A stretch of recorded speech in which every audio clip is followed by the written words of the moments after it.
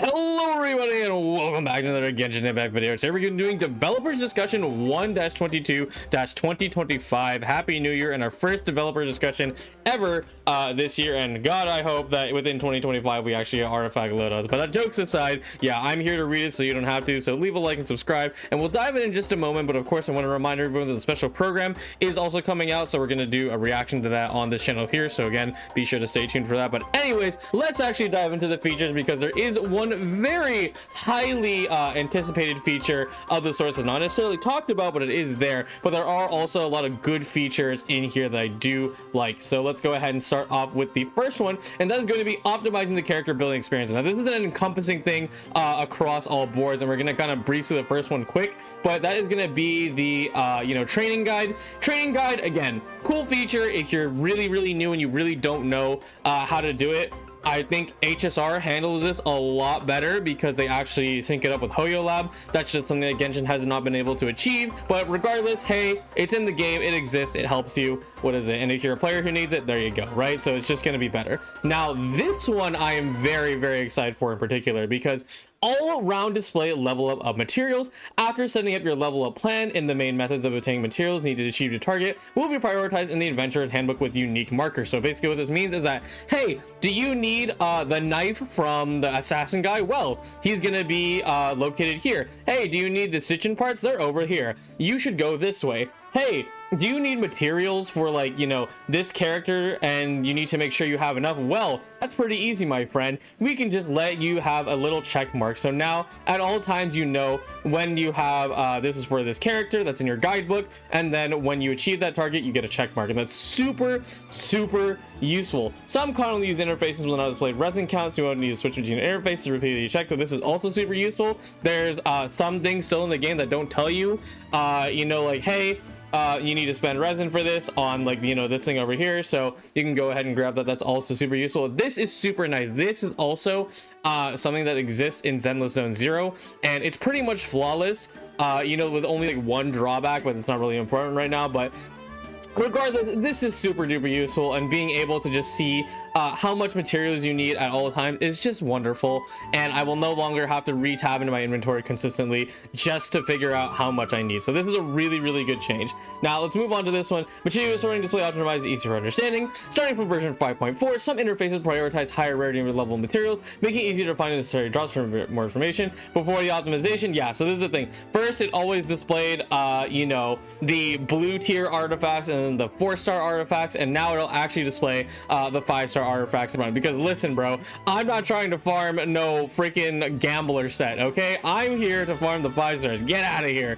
What is it? Anyways, moving on, some weapon interface optimizations to help you quickly find weapons suitable for your current character. Starting version 1.5, you can use a filter function. Thank God. There are so many weapons in Genshin Impact, like, you know, because the game has just been around for so long, and you just can't sort them. You have to scroll through the entire thing, and especially, like, you know, it doesn't matter if you're, like, you know, someone who has a very large inventory or not. Like, there's just way too many. So what is it? It's really good to have filters for everything. What is it? And now so we can actually filter by all the main stats and whatnot. So if your character is the type of person that, hey, I need like elemental mastery, you can actually go find it. So thank goodness. And you can also have the recommendations according to hoyoverse, but come on, I think you'll figure that out better on a guide. Anyways, this one, oh my goodness, it took way too long to add this. So one-click weapon refinements. Basically, if you have multiple of the same weapon, you always have to go in and unlock them individually, and now you can literally just click a button and boom, it's done. Because come on, I think you know what you're doing when you're refining your weapons.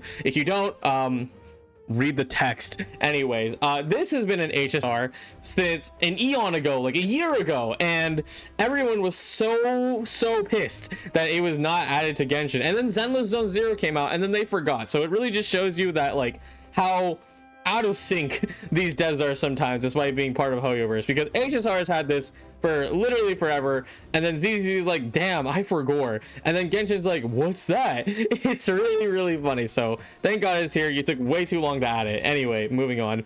Character optimization interfaces, and I'm going to read this one specifically. Starting from version 5.4, developers will add keyboard and mouse mode only feature to filter characters based on their elemental types. allowing you to find characters more easily and efficiently when selecting elementalize. This is huge, especially with the introduction of the Imaginary Theater as of last year. And you know, just in general, the roster being, you know, boiling over to 60 to 70 plus characters, you really need to be able to sort more efficiently. So you're going to be able to sort through, like, you know, with this new tab here. And this is just useful, right? Because before you had to select the corner tab, and it's really annoying because it would also reset every single time you would do it. So this is just nice, and hopefully it also uses actual keybinds. For example, Withering Waves has like E and Q and stuff, so you can like move around, or like Z and C and stuff, so you can quickly menu around, because your hand's already on the keyboard, so you might as well just use them, right? But this is super useful. You can just quickly tap through, because in these games you have to tab through so many characters, especially when you're building Genshin teams. And like, you know, once again, Imaginary Theater, you need like 24 characters, and you need to tab through all 24 of them, and it's really annoying when you have to finish all those functions with just a mouse. So this is a really good feature. Moving on from that, the Serenitea, huge change. I'm not going to read it all, but it's just that Tubby no longer has to be clicked on and say, this realm is truly beginning to thrive. You just click a menu and then do everything you want. You want to switch the realm layout, you want to create a furnishing, you want a realm depot, everything, boom, easy, done. Because I cannot tell you how long it takes to deal with Tubby's dialogue, and you need to do the enter and the exit dialogue twice in a row, and it's just, oh, why is it not a menu, you know? So finally, this is super nice. You're going to save so much more time just doing your daily teapot stuff, which is very useful, by the way, and very easy to do. You know, if you know the tricks to do it, because it gives you so much benefit. But man, was it annoying to talk to Tubby every day. So thank God we have this. Now, this is the big meat and potatoes, the ones that everyone's waiting for. I'm going to read it thoroughly all the way through.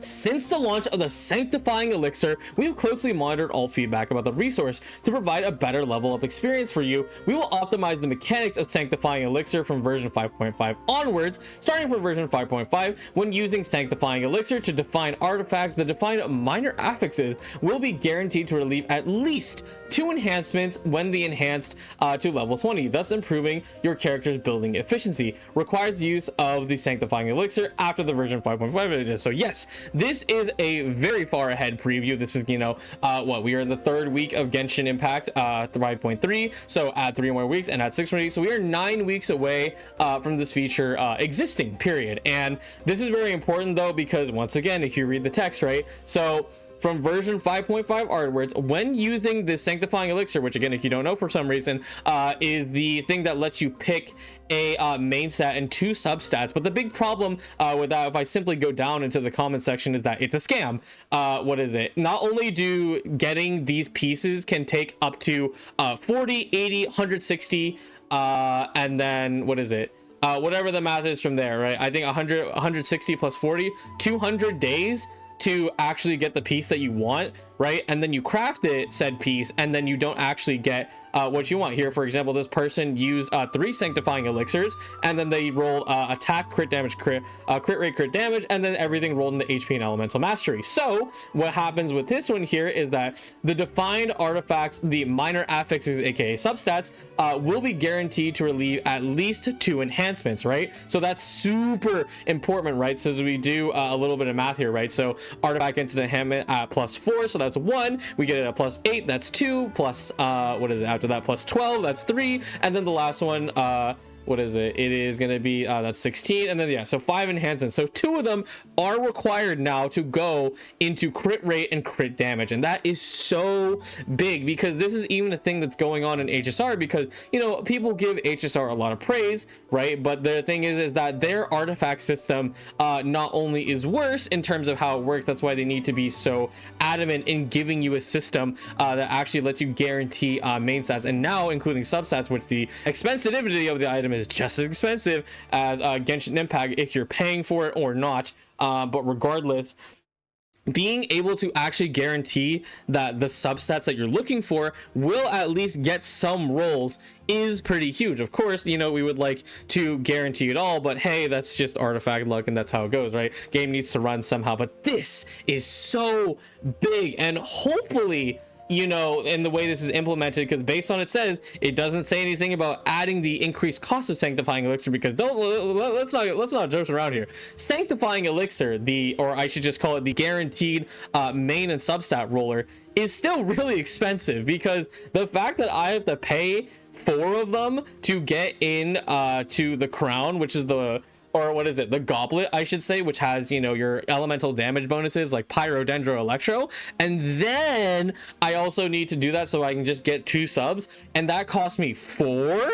That's insane. Like, it's a ridiculous amount, and what is it, and it literally takes you 160 days or more to get said thing, right? And it's like, wow, like that's like absurd. Like, by the time you actually get to use this system, we will be in Snezhnaya, which is ridiculous. And even I've already used my Sanctifying Elixir once, and I got completely scammed. I got all defense. It was terrible. But yeah, this is really big. Hopefully it's implemented well and is exactly as the text says. There's no extra modification to the percentages of how you know, stats are distributed, calculated, etc. But this is just, it's really big, and hopefully this is a trend that we can see spread to other games, because Genshin was the testing ground for you know, these substat modifiers, and I think they just did an okay job. It's like, all right, it works, I guess, right? And now they're adding a little more to make said substats, you know, not such a pain in, you know, excuse my French, a pain in the ass, right? And hopefully we can see this update spread to the other games, because that's kind of the big thing about all of this, right? Is that anything that, you know, anything they experiment with in Genshin, or, you know, has the possibility of any of the games really, has the power to influence the rest of the ecosystem inside Hoyoverse. Is that, you know, people are happy that HSR, you can now have this system as well, where you can pick substats, because before you can only pick main stats. However, said thing once again is very expensive, and then you get completely trolled, you know, and it's like, oh well, the variable dice exists to fix that. But once again, variable dice instead readjust where your substats are in HSR, so there's still 100% chance that you just get fucked, and it's awful. But anyways, yeah, that's pretty much it. So this is really exciting, and all the other optimizations pretty good. Genshin, come on, brother, add artifact loadouts. It's the least you could do. The auto lock system that we talked about last time was not good.